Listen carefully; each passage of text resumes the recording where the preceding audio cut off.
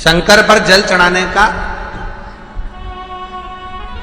जो भाव वर्णित किया जाता है कि हम शंकर को मंदिर में जाकर जल चढ़ाते हैं तो खड़े खड़े चढ़ाएं कि बैठकर चढ़ाएं। बहुत ध्यान देना साहब।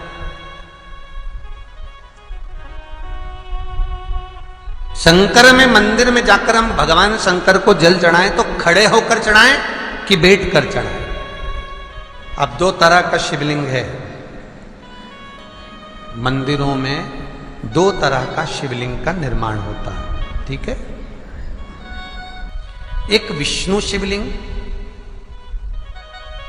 एक शक्ति पार्वती शिवलिंग।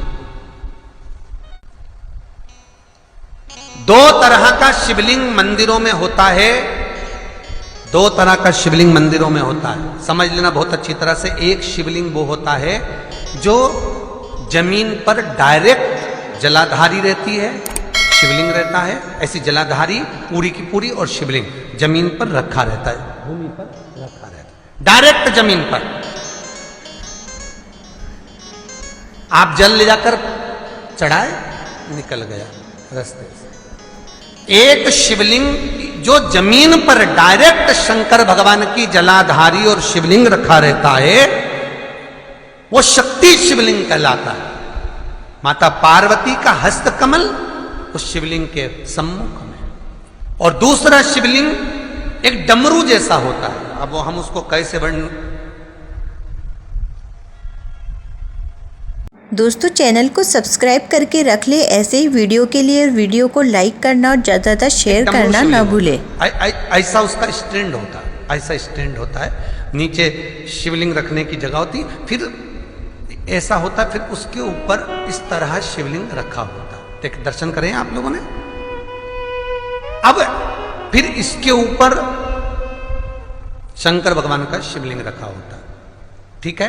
इस तरह का जो शिवलिंग होता है, एक डायरेक्ट नीचे रखा हुआ शिवलिंग, और एक भगवान जो नीचे डमरू जैसी आकृति होती है, इस पे जो डमरू जैसा जो भाग बना होता है, ये भगवान विष्णु का हस्तकमल है, और ऊपर का जो भाग है वो भगवान ब्रह्मा का हस्तकमल है। इसको विष्णु शिवलिंग कहते हैं।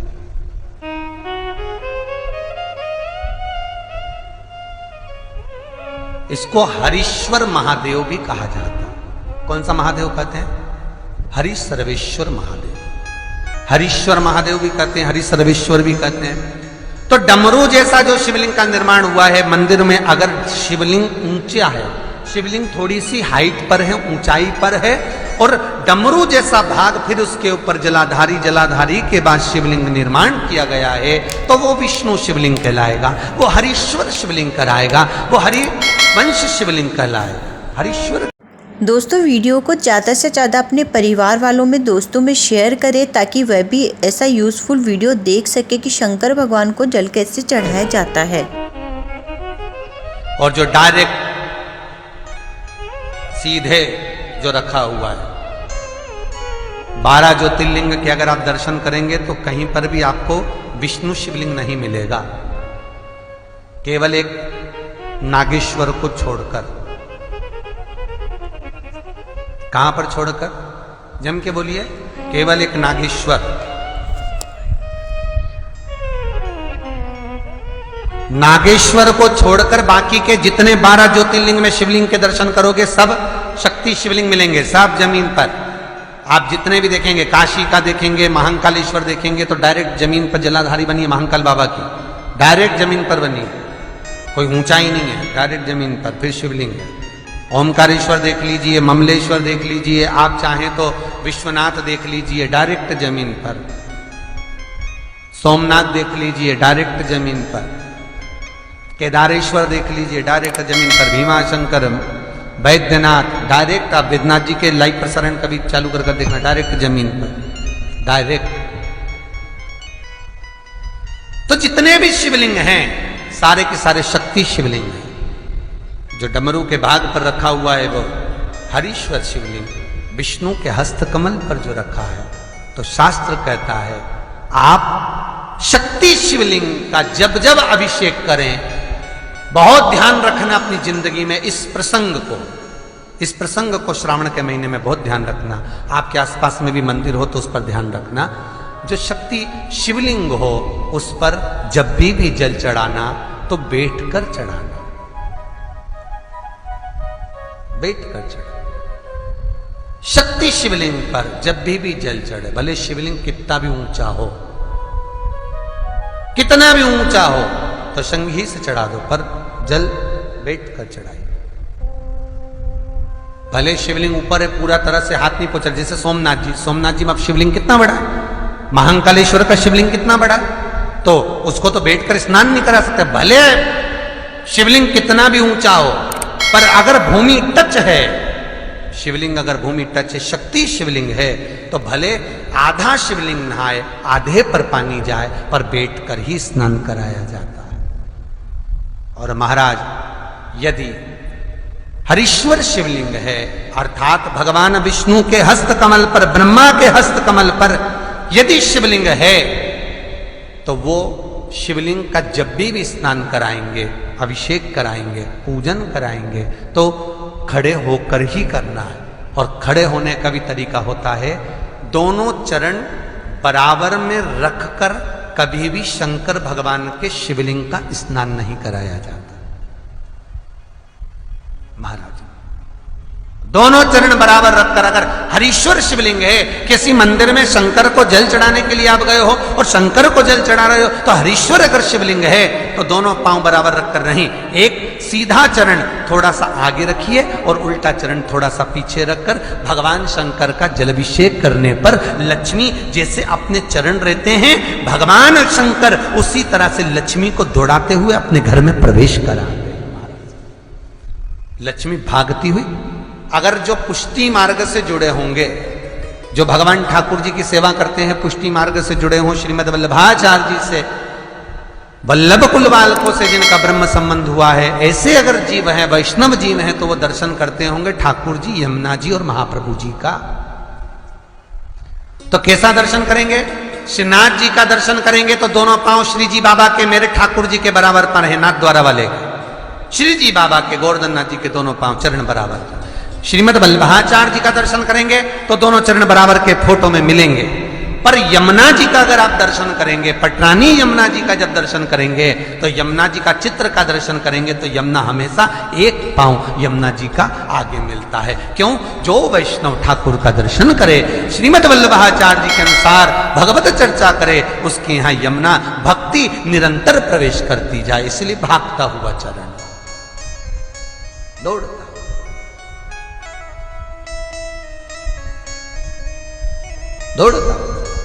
तो शंकर भगवान का अगर हरीश्वर शिवलिंग है, कहीं शिवलिंग डमरू आकृति पर, अगर ऊंचाई पर है, हरीश्वर है,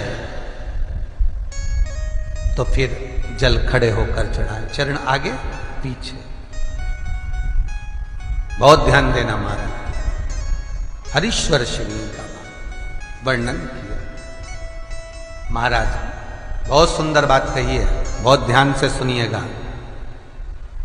शक्ति शिवलिंग के ऊपर जो जलाधारी लगती है, शक्ति शिवलिंग के ऊपर जो जलाधारी लगती है, वो 5 मिनट, 10 मिनट, आधा घंटा रखकर 24 घंटे के लिए हटा सकते हो।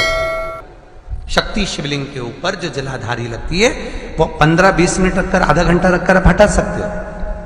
पर हरीश्वर शिवलिंग के ऊपर, भगवान विष्णु के हस्त कमल पर जो शिवलिंग का निर्माण आपको भी वर्णन किया, अगर वो शिवलिंग है तो उस पर जलाधारी अगर लगी है, तो कम से कम 5 घंटा, 8 घंटा तो जलाधारी को रखना पड़ेगा ही।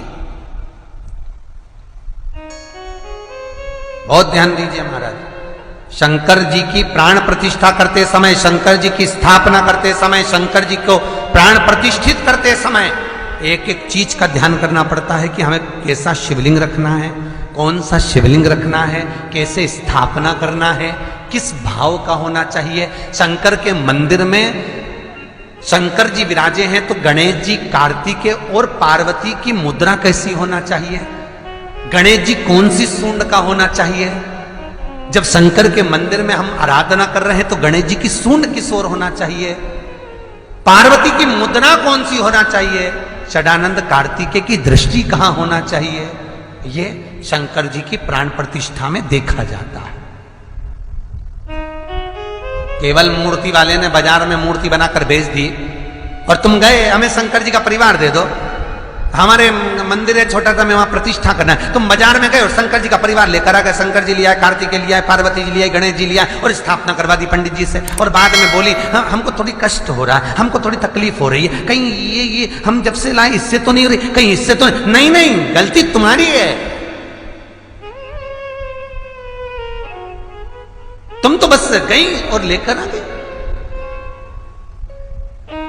यहां तक शिव महापुराण की कथा कहती है कि तुम्हारे घर की मूर्ति जितनी पुरानी होती है उतना सुख देती है। आपको पहले भी कथा में कहा, दिया और मूर्त पुरानी होगी चलेगी।